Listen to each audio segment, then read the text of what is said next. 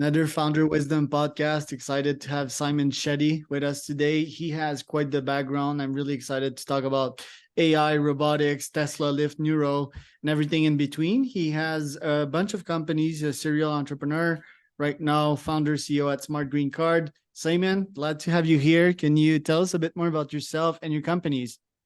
Glad to be on this podcast here, Charles. My journey has been the typical immigrant journey.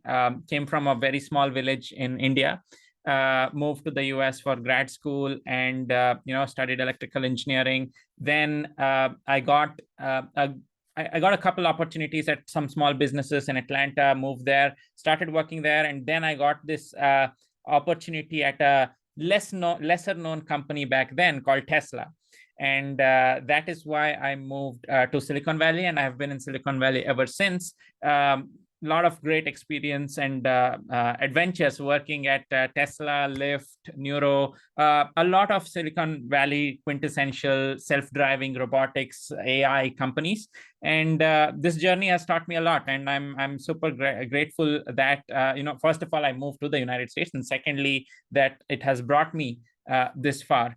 Apart from that, I've had my own entrepreneurial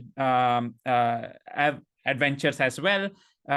Started a couple of SaaS companies. The latest one is a Smart Green Card, of course, where I help immigrants who are going through severely long wait times, like decades-long wait times for the green cards, pursue the coveted EB-1A path and get their green cards in a much quicker time frame. So yeah, that's a quick nutshell description of my journey so far. All right, I want to start with the obvious. Tesla, you were in the ludicrous days. So yeah, you helped literally produce the powertrain, which was in part responsible for the 0 to 60 world record time back in the days, announced by Motor Trend of 2.28 seconds slash 2.5 seconds. How did that feel to accomplish the impossible? I think, no pun intended, the ludicrous mode that you just described, it was like literally the ludicrous mode. Like the car had a ludicrous mode and the company had a ludicrous mode in itself. There was an insane mode, and then there's like the ludicrous mode, and then now it's the plaid mode that they're selling. So long story short, right? People think generally that making any product, just making the product is the challenge. But in automotive especially, but in most other products as well, it's not the initial making of the prototype, or the first 1,000 units, let's say, that is the challenge. It is creating a machine that builds the machine consistently without any quality issues and at scale. That is the major bottleneck, or that's the issue that you need to solve for in order to become a very successful business. Now, you can swing it both ways, right? Like if you are a very typical ops person, you'll dive super deep into optimizing each and every operation, which is great. But if you are like on the tech side, you look towards automating them. And then there is such a thing in today's world called over automation, where you automate things and lose the efficiency that you would otherwise have by a human doing it. So back during my days at Tesla, we were in an aggressive push. Model 3 was not yet launched, and it was in its ramp up to production as well. The Model S P100D back then had been launched. So it was 100 kilowatt hour battery pack. That is the one that had the ludicrous mode and gave a 0 to 60 in that crazy period of time. People generally think it's those changes or those incremental advantages that the P100D had. It came directly from like some minor changes in the vehicle. That's what people generally think. But Tesla is a story where any product change like that has deep-rooted ramifications, even literally in, let's say, it goes down to how the cells are bonded with each other, how many solders are there between the cells. It's different between the P100D and like other models. So this is just one example to give you like at what level of minuscule detail the vehicle, the product has been planned. And imagine the sort of exponential level of minuscule detail that you need to go through to set up that manufacturing plant. And that's basically the adventure. Yeah, so I guess no pun intended. What they mentioned was tougher than rocket science. It really is a whole array of challenge. And Elon, although he's gone a bit bunkers this year, like I think any entrepreneur knee deep in the game or shoulder deep in the game always have respect for that guy, because he always puts it all on the line. And the level of complexity and stress this man can handle is just ludicrous. And I guess, yeah, that's why sometimes might be hard to work with a high 0.0001 performer like Elon. You've worked directly with him. What was your experience? What was your insights, your lessons of working with Elon? One thing I found was his reasoning is truly first principles, meaning like if you look at SpaceX, for example, right? Like technically, what is the logic behind SpaceX being viable? It is that you use a rocket and you use it for one journey and then it's done. Then your cost doesn't amortize across many journeys, so the cost of space launches like remain high. Similarly with Tesla, let's say, right? Like there's been a huge backlash in the self-driving community in general about Tesla not using lidars, not using, like Tesla is in fact cutting back on the number of sensors that they are using, or the family of sensors that they are using, compared to most other companies which are kind of adding on to different sensors and different capabilities. So Elon's reasoning is fairly grounded or fairly first principles, right? It might seem so simple to feel stupid at sometimes, but at the end of the day, that is what solves the problem for you. The simple example here is if you slap, let's say, a $25,000-$30,000 lidar or multiple of those onto a car, there's no way you're going to sell that car at sub $100,000. So if you can't solve for it, if there is no pathway to scale with a lidar being there, and camera technology is something that has been like evolved like crazy throughout the past several decades, because we needed it in phones, we needed it in so many other devices, that the technology itself can be manufactured at scale at a relatively cheap price. And there's a lot of software games you can play with the image processing side as well. So the argument really is like, if humans can do it with two cameras, what is like the eyes, right? Like you drive with two eyes. What is it that is different from between humans and vehicles? It's majorly the pattern recognition, the intelligence, the processing power. So instead of investing a shit ton of money inside of sensors, why don't we invest in ground up computing? And that's what they did with the Tesla chip being brought in-house. And a lot of companies are realizing that. For example, Apple is they've already brought their silicon in-house. There's a lot of companies doing this as well. So overall, one key thing that I took home, or that has helped me in my entrepreneurial journey from my interactions with Elon and my time at Tesla in general, is grassroots level, no nonsense, simplistic thinking approach, which actually is the truth that a lot of scale is built on top of. If you don't get that right, it's like you lose $1 per product, but you kind of make up at scale. You can't.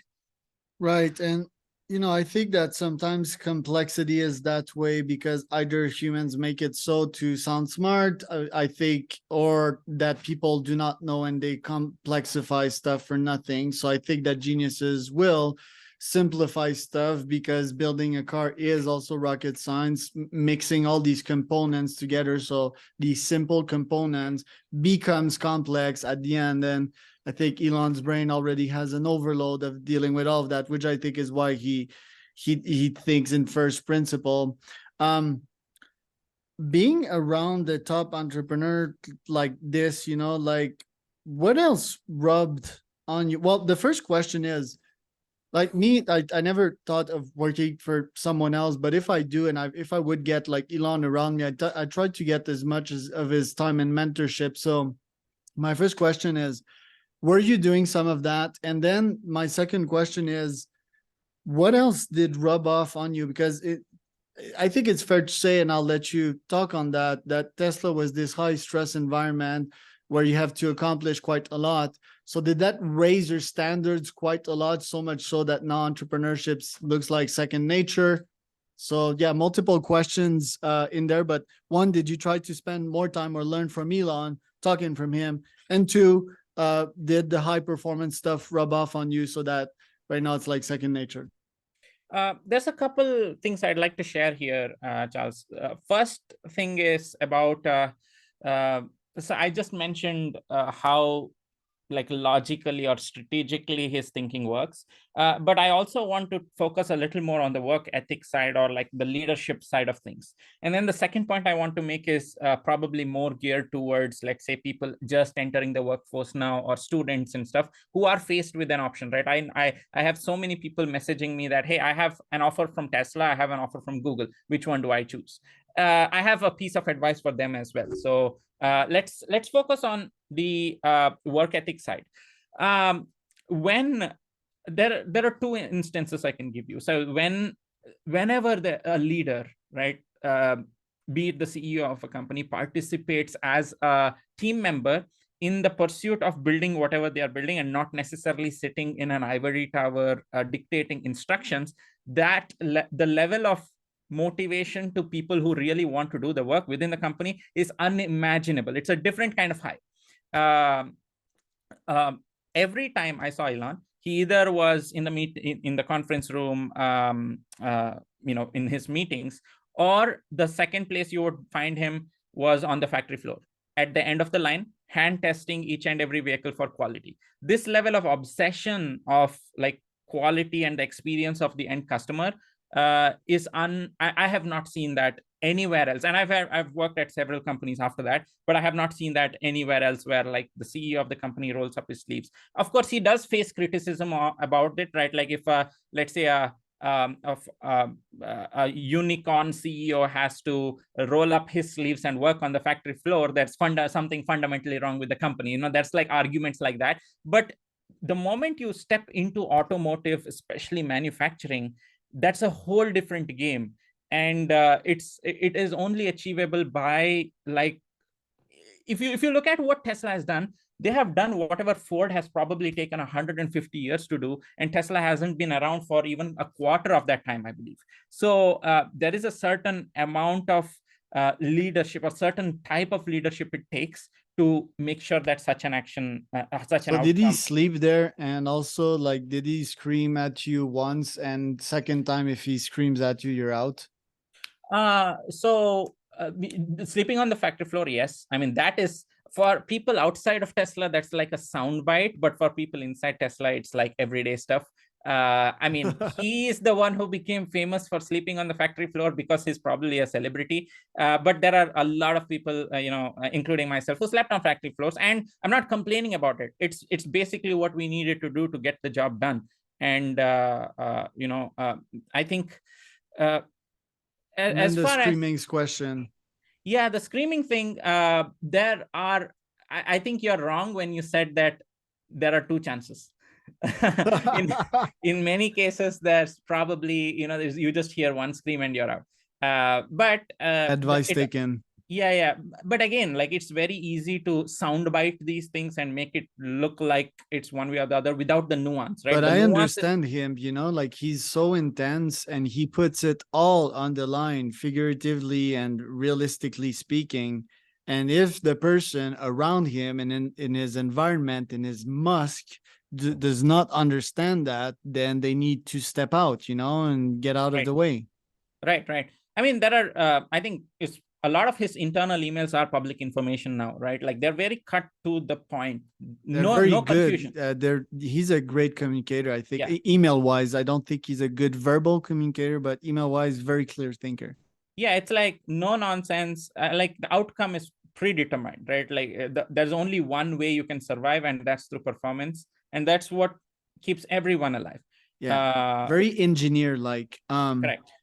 But yeah, love the guy. Now, advice for a career, like Google and Tesla, the odds of you, I mean, you were in the early days of Tesla, so I think you've got like the luxury, quote unquote, to spend time with a legend like Elon. But even Google, you won't spend time with like Larry and Sergey, you know. So how do you choose what startup to go to? Do you choose this young startup with this fiery founder that you think will have $1 billion exit? You can hang around that person, grab their energy, grab their IQ, their thoughts, or do you go with that big company with that 300K year salary? There's a saying in the general entrepreneurial community, right, that a company is an extension of the character of a founder or the founders put together if there are multiple. I think that is really valid. I'm not saying that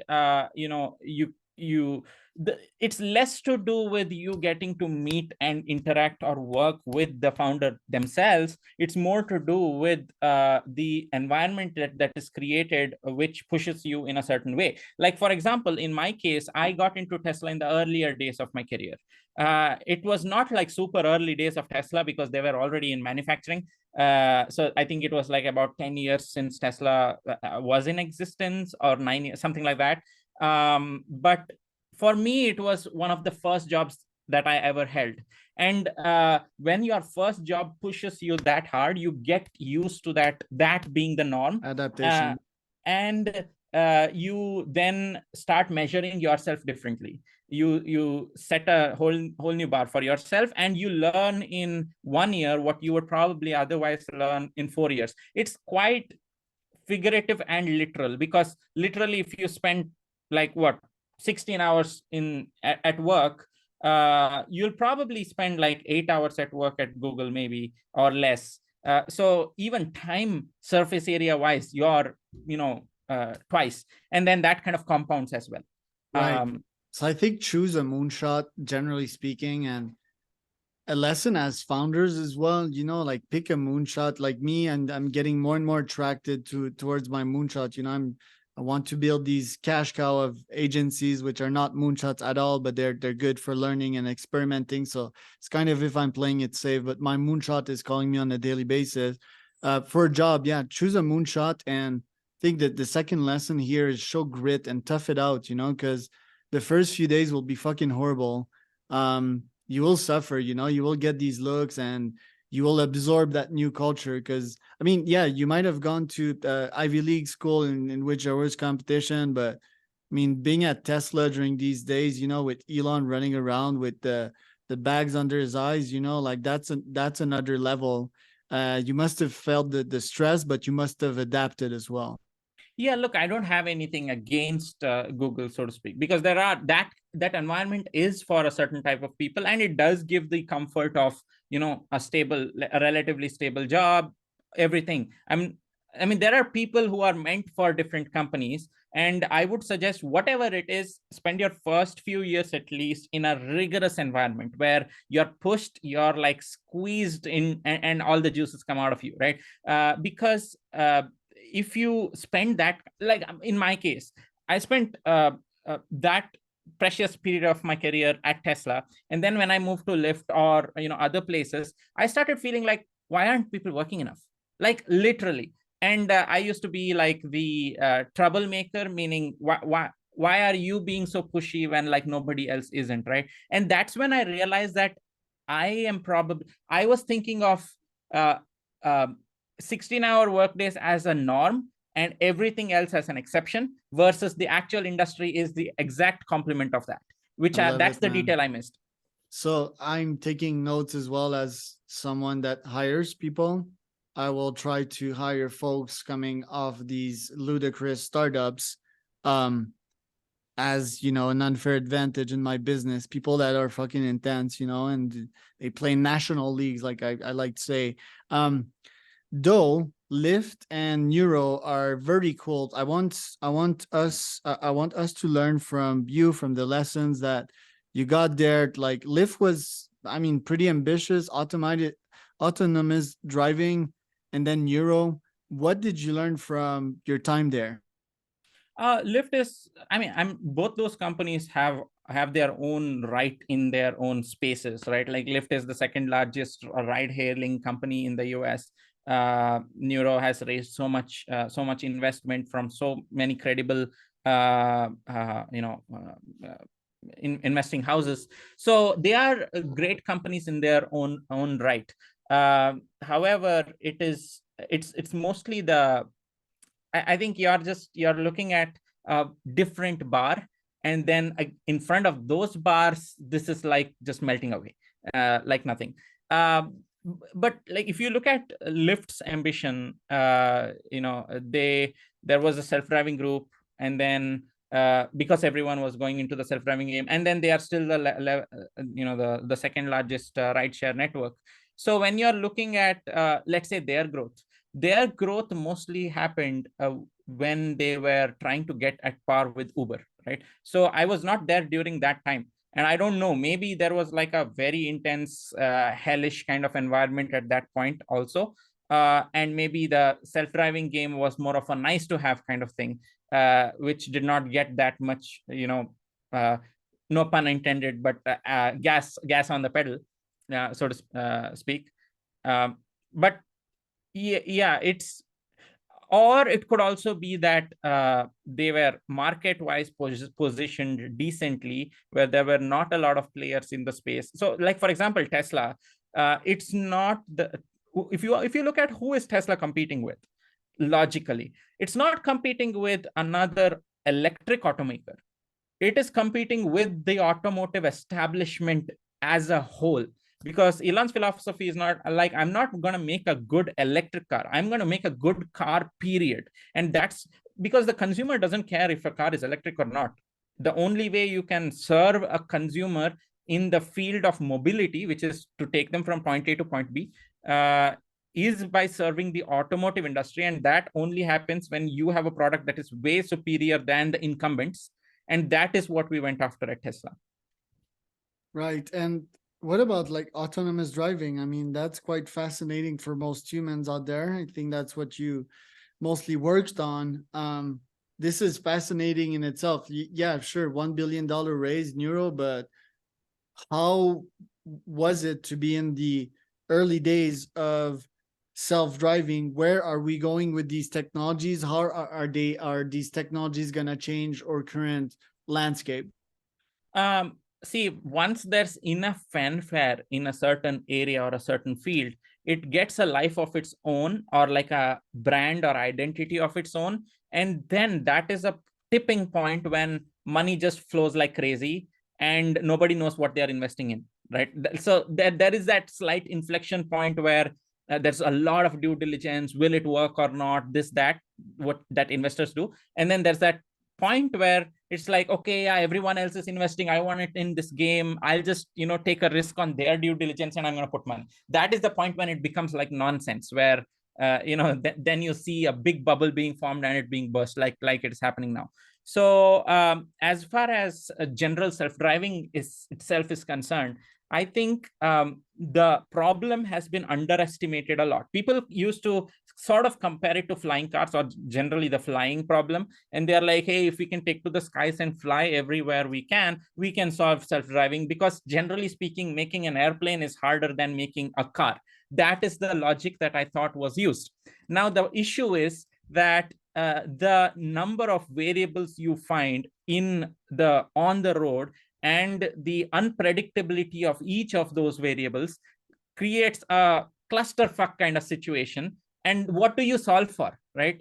So people kind of underestimated the power of the maturity of AI clubbed against whatever we see on the road every day, and they underestimated how much human brains actually process in order to get that act of driving together.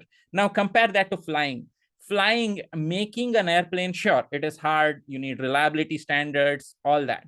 But technically speaking, if you want to get an airplane from point A to point B, is it as hard? Are the number of decisions you need to make as hard as driving? Absolutely not.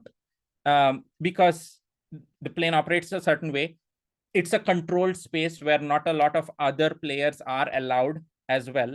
So you have a fairly easy chance that everyone else will follow the rules fine. The rules are pretty set, and it is programmable in a certain way.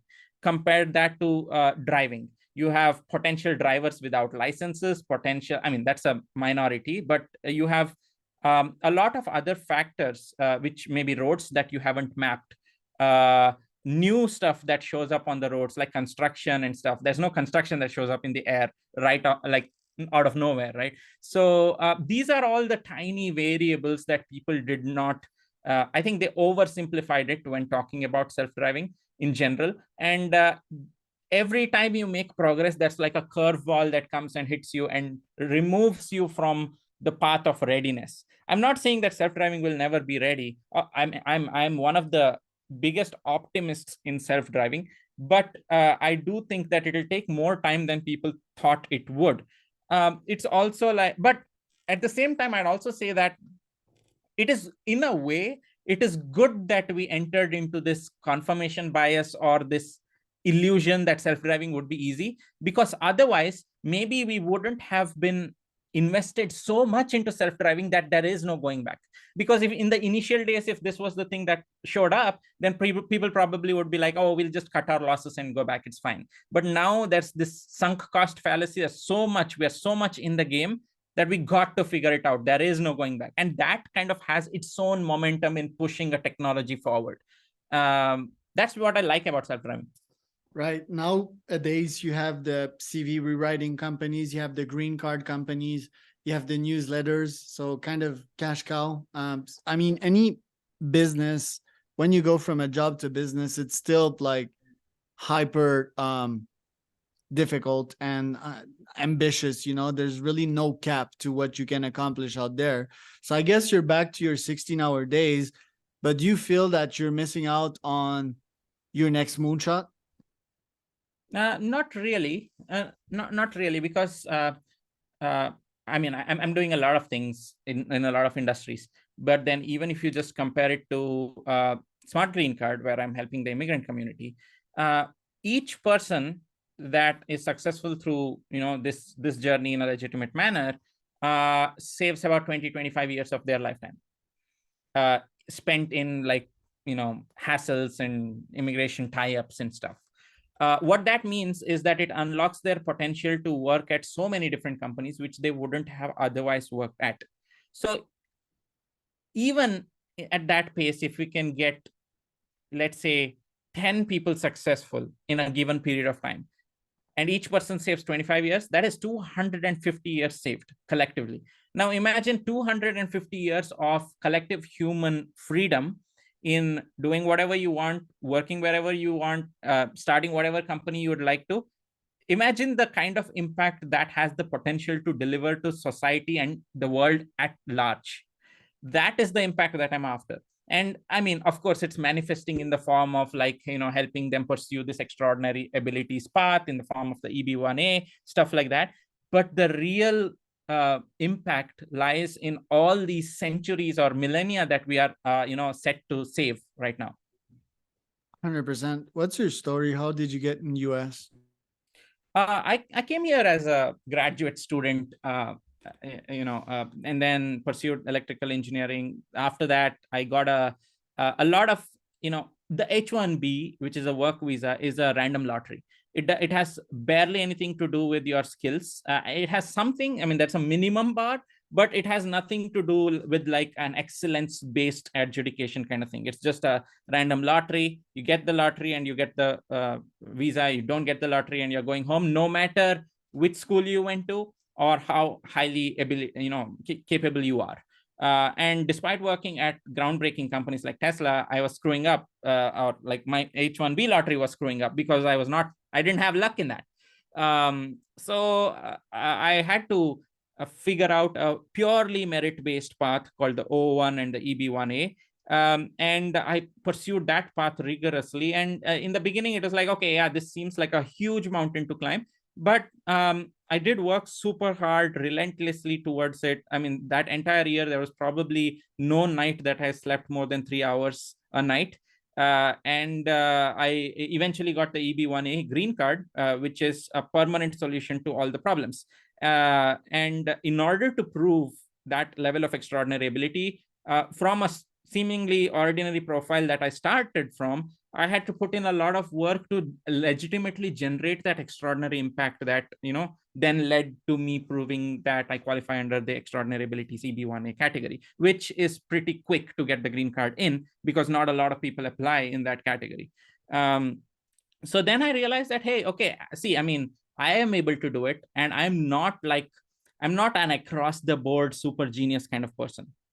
So given that, I think there could be a framework that a lot of people can follow, and make use of this path, or at least think about it. And that's the birth of Smart Green Card. That's the reason I started Smart Green Card, and we've been able to have like really good successes so far. And the smile on the faces of people when they say, "Hey, Simon, I never thought I would be able to do this, and this is the program that helped me do this, or you are the person that helped me do this." That's I'm just looking forward to all the additional impact they'll have on the US and the world because of this newfound freedom. Right. Do you have 10 more minutes ahead Yeah. of you? Yeah. So yeah, it's more than life-changing. It's more than a smile. It's probably tears and a life change, I can remember my reaction when I obtained my first sales job. I threw my iPhone on my bed and started jumping around because I knew that, my life was gonna change, and it did change at that very point. My first job in sales. Now, yes, the impact is humongous, right? So they might come back to their country, start giving. It's a whole life and generations and generations that aren't changed. The business behind that, it must be pretty boring on your side to deal with the government, but the payoff must be good. How much do you charge your clients to get them a green card? We don't deal with the government. I mean, we are not a law firm. We don't pretend to be a law firm either. So there's a couple of nuances here, right? Like there's the profile building aspect, and then there's all the legal paperwork that we have partner attorneys. We have partnered up with several licensed attorney firms that actually do the filings, and we pre-vetted them that they are actually good at doing the filings and stuff like that, and with prior track record. What we do is the very crucial element before that, which is to build a person's profile in a very legitimate, organic manner that is in the person's field of expertise itself, right? Like, how do we help them maximize their impact to the field, so much so that they qualify for extraordinary ability criteria that the government lists out. So that profile building process is way longer than a legal filing process, which you just need to write the profile up in a very compelling manner and file. So that's the part that we help out with. We don't help out with any legal aspect of things. As far as pricing and stuff like that is concerned, we do over the past 2.5 years, we did spend a lot of time understanding what the customer actually needs. And different customers have different pocket sizes, and they have different needs for how much how much support they need. And based on that, we've created several different plans, and a lot of this is very custom quoting as well, based on we take their profile in and we try to understand, okay, what is the level of support that they need, and then we determine a custom quote, because I think that's the only way to fairly tell someone what the work would be. Yeah, I guess two different profiles here. One is the middle, even lower class family breeding a little genius, a little Indian genius. I've seen that with my own eyes. I've had plenty of employees of mine that are Indian. And the second must be a wealthy family, but that are not wealthy enough to have the connection. So my first guess is, for the first one, it's probably around like $2,000, and for the second, it's probably around 10. Are these good guests? Yeah, did you check our website? No, it's just I have an internal AGI, and I have calculations I can't Okay. justify. But Okay. yeah, they're there, and most of the time they're accurate. Got it. Are they? Close. All right. Yeah. Last question for you. It's also salary related. How does it feel to, like, a kid that comes from India, right? And you're making literally 100 times more than a salary you could have made in a life that kind of diverged. And in another reality, you're making 4K a year. Nowadays, you're probably making 400K. How does that feel? Uh, I think there is this broad misconception generally that see, don't get me wrong. Pay in India, I'm talking specifically about India, but this might apply to a lot of other countries as well. Generally, adjusted against like everything, it is fairly low. If you look at it as an average, like per capita kind of income that India has today. But if you look at it from a standpoint of the kind of money that good tech talent is actually making in India today, you'll be surprised, Charles, to learn that adjusted against expenses, adjusted against taxes, and adjusted against standard of living, it's pretty much at par. Like you can make 300 or 400K in the US, and you still have to your standard of living is still pretty middle class, right? So you can make half of that or less than whatever it is, the ratio of the pay disparity is right now, and you can make that practically in India, and you can live the life of a king. So it depends on like how much is it the money you have, or is it the money, the value that a certain geography or a certain economy fetches for that money. And if you look at it from the value standpoint, I mean, there are people living with half the median salary of a software engineer here in India, and they are living life out like crazy. Yeah, I will 20% ish agree with that. I think yes, you can live like a king. For example, if you check the Airbnbs in India, there's penthouses available at $600 a month. Penthouses of 2 floors and yeah, like a lot of square feet. And yeah, live like a king. You order your app, you have a servant or whatever. Yeah, the quality is somewhat different, and I do think that there's a lot of residue remaining from owning an expensive apartment in SF.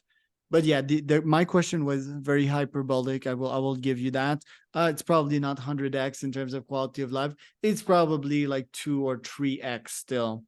And I think what a bunch of SF engineers are doing, they're remote working, right? So they take their little or big That's the best thing to do, I tell 400K. you. Yeah, That's they take that salary and they go in Mexico, right? And they live the life of a king, or they go back in India, matter of fact. But yeah, these countries have their things, it's not necessarily safety.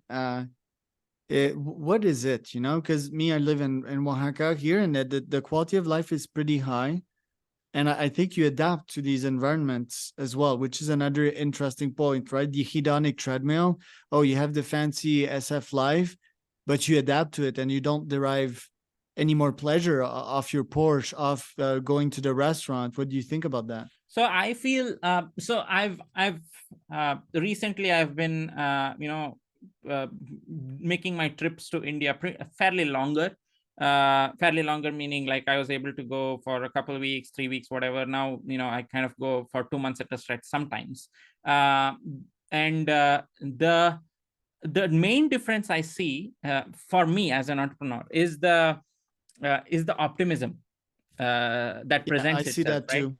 So if you look at countries like India, or like you talk to anybody there, they've come from the grassroots, and there's a different level of optimism. There's very less entitlement, although that's changing in the most recent generations. But there's optimism. That's a spark in people's eye that, okay, there is a thing that I can do that will probably change my life or change the life of people around me.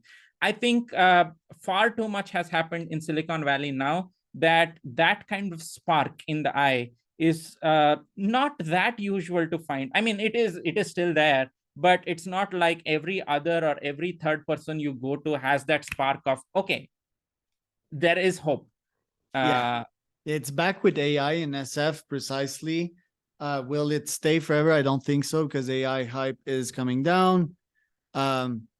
And yeah, there's been the COVID and all of that, so that's kind of a different. But yeah, the India spark, I definitely see it, and it's due because of concrete action and KPIs that are met. Is it because of the governance? I haven't seen that much criticism with the Indian government. I think they've been doing a fairly good job overall to stimulate the startup ecosystem. I have also seen that in other countries in the world, right? Unfortunately, it's not everywhere. For example, the country that suffered the greatest reputation loss, obviously, is Russia. Incredibly bad move that they've done. Mr. Putin is almost checkmate nowadays. But yeah, we're not seeing that necessarily in Canada.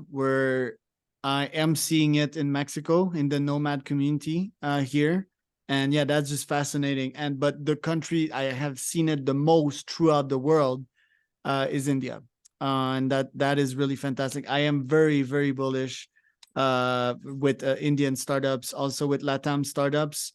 So yeah, it was a fascinating interview. Any parting comments on that, Simon? Yeah, on the topic of India, right? You might be interested to check out the way India handled stimulus packages during COVID, Okay. which in almost the rest of the world, including the United States, there were very bare minimum parameters to qualify for a stimulus check, and there was like money pumped into the system like there's no tomorrow, with like indiscriminate money, right? Like whether someone needed it or not, and that caused a lot of inefficiencies in the system, which is sort of subjecting the entire world to quite a bit of like recessionary risk.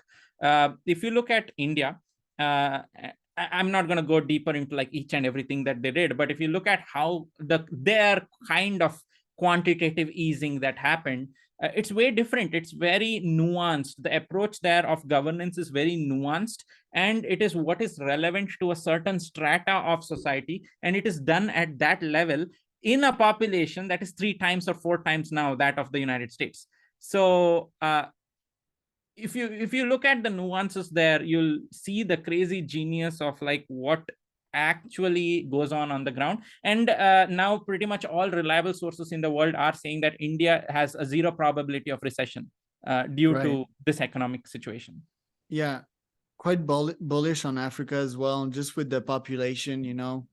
Is it gonna decline eventually? I mean, that's the easiest economic law. The more citizens, the more customers. And yeah, that's interesting. If you look at Mexico as well, they were the only country in the full Americas that didn't shut down.